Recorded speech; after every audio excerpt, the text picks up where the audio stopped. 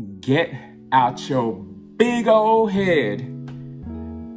I'm not talking to y'all. I'm gonna take a second to talk to myself if I had a mirror right here. Get out your big, thick old buddy lump head. You all, we gotta stop overthinking. I don't know about you all, but sometimes I just overthink whatever the situation is. And I'm talking about get all up in this big old head, just in thoughts, trying to break things down. The who, what, where, why. You know, it could be ongoing.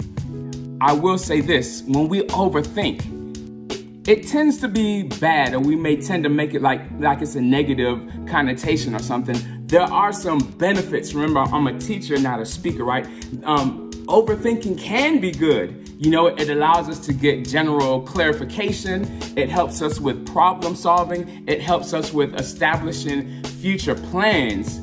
However, sometimes we just get trapped by it, just too deep in our thoughts.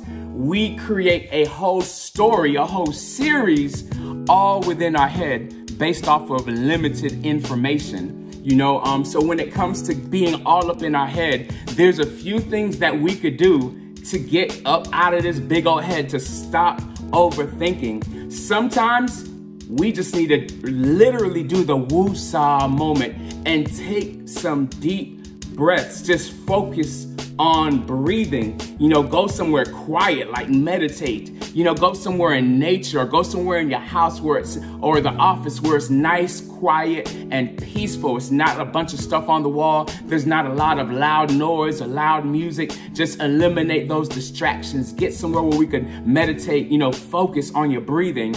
Also, we could try to distract that overthinking by let's actually replace it or distract it with something positive. You know, what can we think of? What is an activity? This for me is mine. You know, what is it that we could do? You know, in addition to my rise and grind, today's like 390 something with my runs, you know, with that physical fitness. So find a positive alternative distraction when you get caught up all in your thoughts. You know, you could find a good TV series. Like I said, work out, go outside in nature. You could write, you could journal, you know, you could do video journals or blogs. You know, we got to find an alternative. Live in the present moment. Sometimes when we struggle with depression, we're focusing on what happened in the past, right?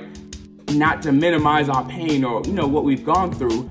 But when we're depressed, we're focused on what happened in the past or past trauma.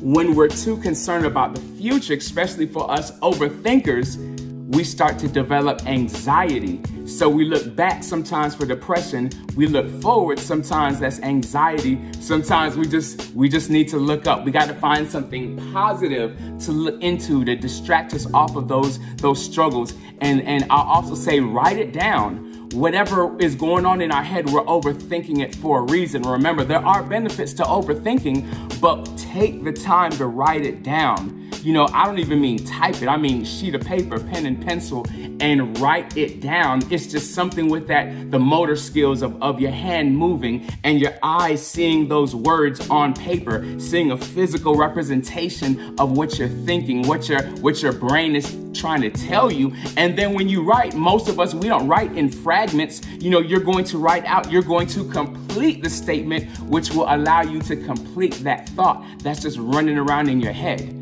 I say that all to say, I'm a teacher, not a speaker. Y'all check this out. There's something that's gonna happen. What's that? Okay. All right. Hey. Yo. Y'all ride with me just for a second. Hey. Hey, I'm gonna start right there, right?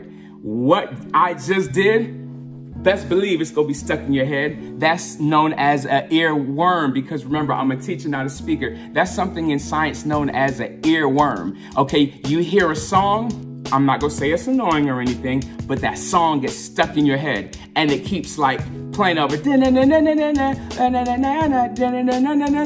That's known as an earworm. It's an involuntary musical image, okay? And it's not obviously an insect, but what happens is our brain has created some form of gap.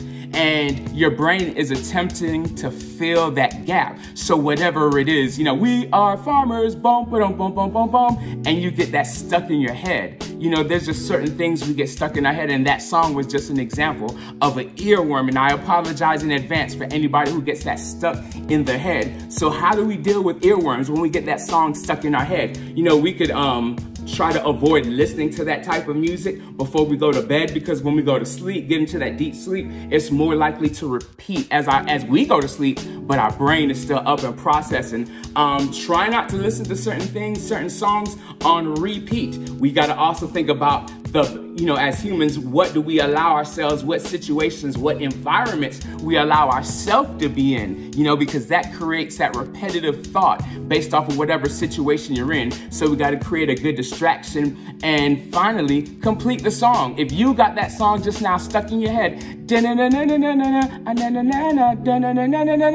if you got that song stuck in your head and you're mad at me later today, I want you to look at that song. It's called, I had to look it up, 1,000 Miles by Vanessa Carlton, right? Listen to the entire song. It's the equivalent of what I said earlier when we deal with overthinking, writing out our thoughts, writing out our complete thoughts. So to get rid of this earworm, listen to the complete song. You know, it's gonna allow your brain to no longer have those gaps, so you no longer stay trapped there. So as I said earlier, they're overthinking, analyzing what I do, what we tend to do at times. It can be good, but I'll simply say, don't become a prisoner of your thoughts. I'm a teacher, not a speaker. Y'all have an amazing day.